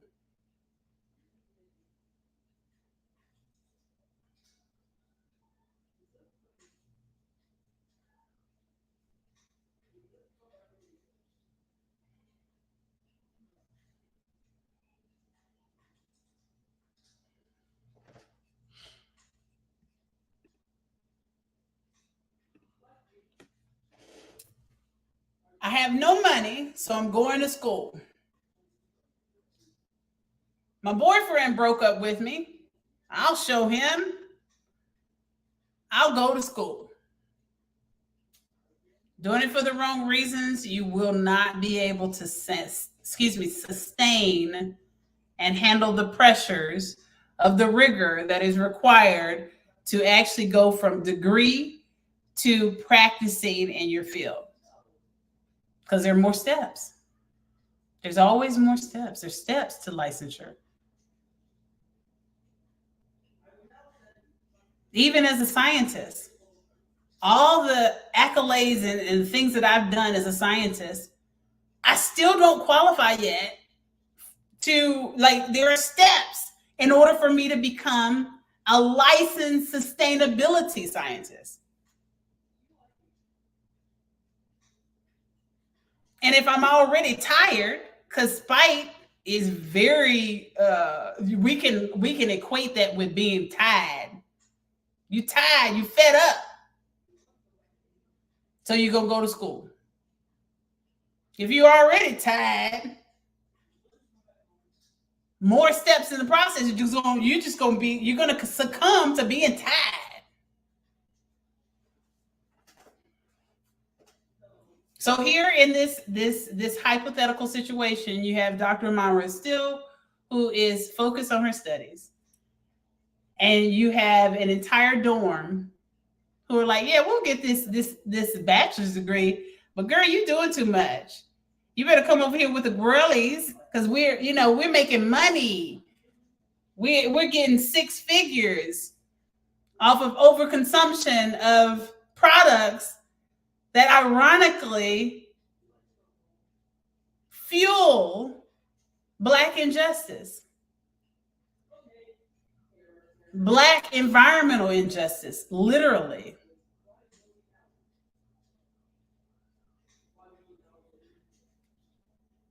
Literally.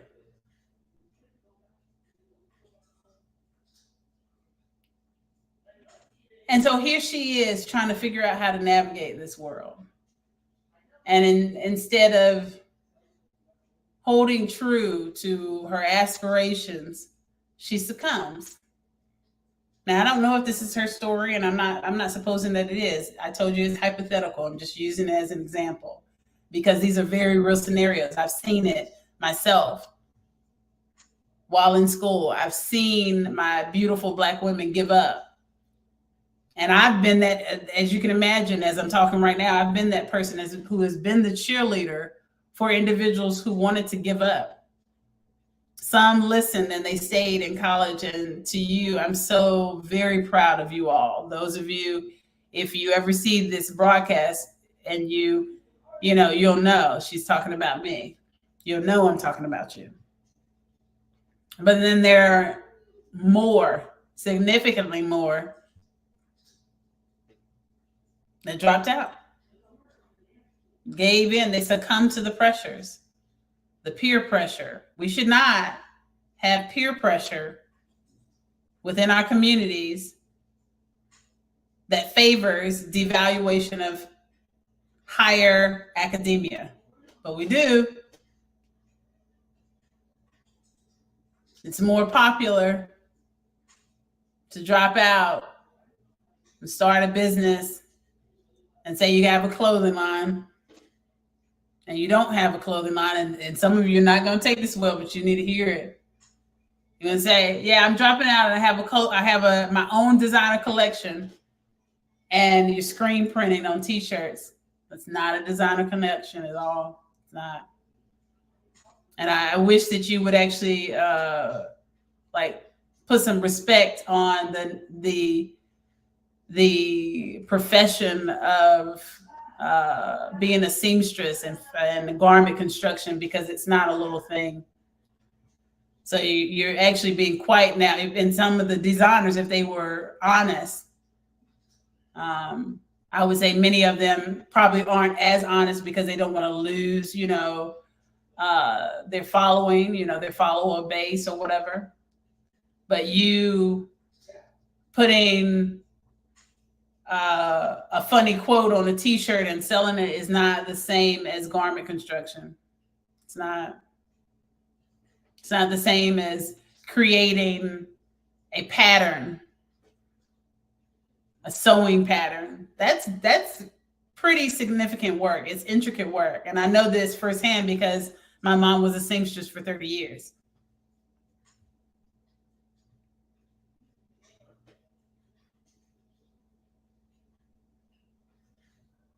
What are we going to do in the future? You have the hypothetical Dr. Myra Steele, who has now said, I don't know, should I continue on this path?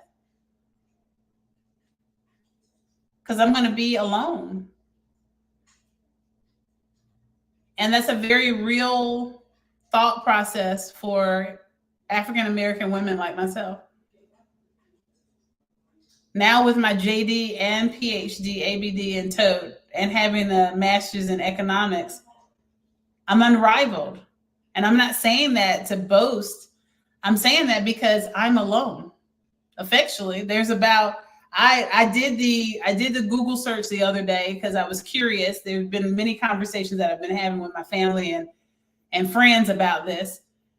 And I did a Google search. Google search was for Black women with a JD and a PhD.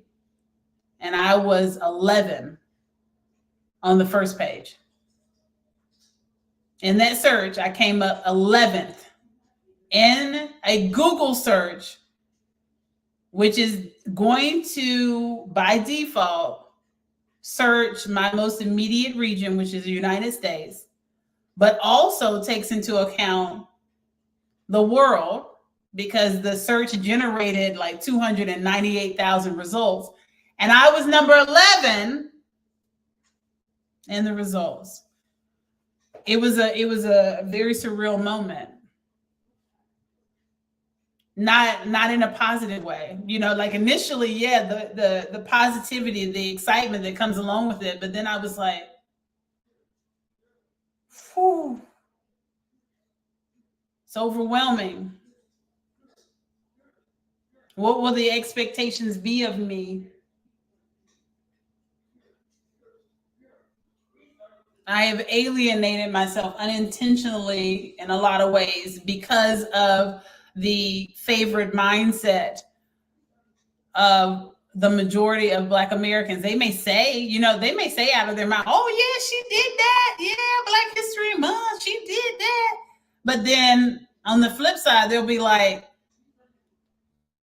I can hear it now. I would not have dared go through all that process. I bet that's the reason why she's single. I want a man. I wouldn't have done that. I'm not single because I went for my degrees.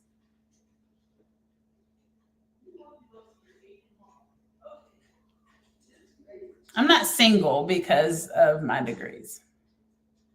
I didn't get my degrees out of spite. I got my degrees out of deliberation, because I wanted to make an impact in environmental science and sustainability. I knew I needed to learn science foremost. Then with my professional experience working at the nuclear power plant and for the Park Service, I realized how much the economics come into play. And the economists would have a lot of input, favored input in the conferences, the business meetings, the corporate meetings on the strategization plans for mitigation of nuclear waste or restoration of a wetland, how much money is involved, money. So I said, okay, I need to make sure I have this under my belt, because they were being dismissive of, oh, you're just a scientist, cutie. You're just a scientist. Oh, you don't understand how it all works. So then I learned the language of economics. And then after the experiences that I had in that regard, and running for office, and thinking that, okay, I can assume a seat, and then I'll use my expertise in science and economics to lobby for environmental reform, albeit, at the municipal level in the city, start there and then work my way up state and federal, right? Because I have been propositioned by the EPA once before, and I was like, no, I want to do it locally, and then show the wetlands on the ground. I want to show people locally, and inspire increased valuation locally, because it has to start locally. Some of you know that my dissertation is on public valuation of naturally occurring wetlands. So then I said, okay, well then nobody's really listening to me. I need what? I need to be able to speak the language of law. And that was the intent from the beginning, to become an environmental lawyer. So my path was deliberate, nothing out of spite. It was deliberate. It was a plan of action that I put in place, and I did it. Amen. Lots of sacrifice. Lots of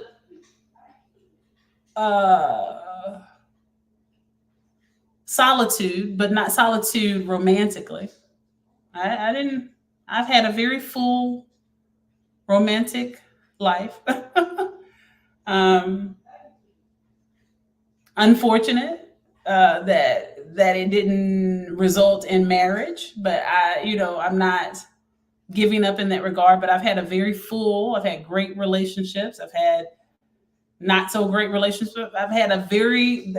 My romantic life has been on par with someone who not ever got even 1 degree. Okay. Maybe even fuller. Now I'm monogamous, so I wasn't out there, in the streets like that. But I definitely am heterosexual. I definitely enjoy the company of a good-looking man. And I didn't really have to sacrifice in that regard. I'm very appreciative, and I'll shout that out to the men that have been in my life. I did attract men who did not have a problem with my goals. Many of them were big cheerleaders for my goals, and at the very least supported me, just in thought. And maybe they didn't do anything directly to further my process along, but they were just like, yeah, go for it, we got it, right?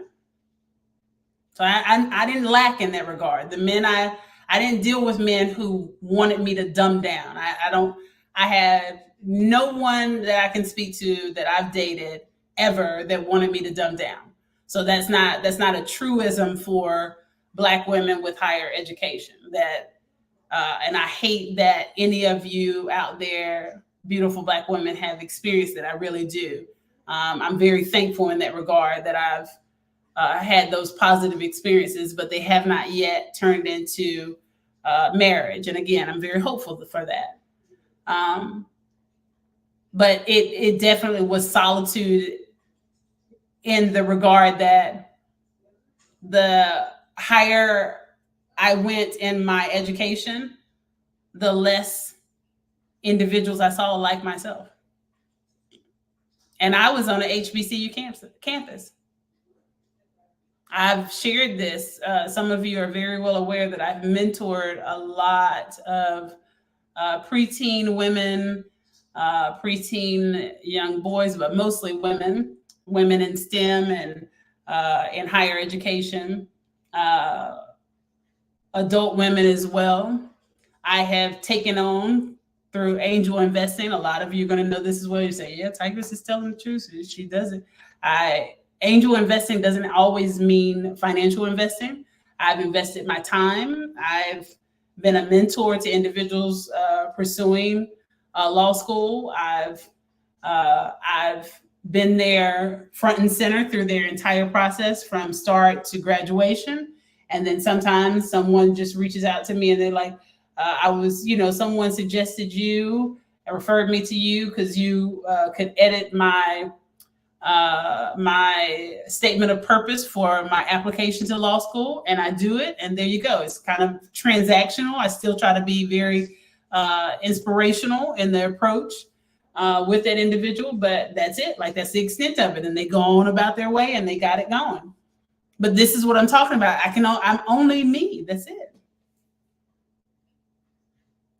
I can't pour into everybody. Like, literally, I just can't. I can't pour into the entire population of Black America in the way that we need to really be supporting one another, not just in lip service, so that we can actually have sufficient representation in all the professions that entail a fiduciary duty. Because if we don't, we will not have the justice that we seek. Because there will always be an arena, a profession that is dominated by our counterparts, which is necessarily unfortunate for us. Even if there's a great number of white people that are our allies, there's going to be, unfortunately, a greater number who are not. Because most likely they also will have classist, prejudicially classist views against those white allies, because very typically our white allies are those who share, common economic disadvantages, right? You've seen the TikToks where the rednecks say we need to get together with the Black people, and hey, they wouldn't be able to handle us then. You've seen it. So it stirs up great solitude in the sense that here I am on a HBCU campus. I get to my master's program. It was just me and Jarvetta Bynum. Shout out to Jarvetta Bynum. And our economics, and otherwise it was all men. All men. And then when I got to the PhD program, there was no one like me. There was Patrice Cagle, but she was I want to say she was in biomass fuels, which is a different track. So we were in the same PhD program, the umbrella program, but my track was energy and environmental systems and economics, and hers was energy and environmental systems and biomass fuels. So we didn't take classes together, but we found when we saw one another, thankfully, and she's a doctor now as well. Thankfully, Dr. Cagle and I got along very well. We intentionally pulled ourselves together, but otherwise it wasn't no Black men. And minimally, if it was a Black man, and so there was definitely, it was mostly Middle Eastern or Caucasian men in our programs. And the Black men, they did not see themselves as Black. They were African immigrants or Afro-Latino immigrants, because they had some that were in the atmospheric science with regards to Dominican Republic and Puerto Rico, and studying the hurricanes and how to control the intensity of those. Do you get what I'm talking about? I'm about to end. We're going to end, and then we'll revisit this. I don't know if it will. Well, I guess we should. We'll just continue on this. I'll push back the next discussion so that we can continue on this one. I hope that you're understanding what I'm saying. It's very straightforward. And when I do become licensed, I'm not going to be able to represent everybody. I'm not.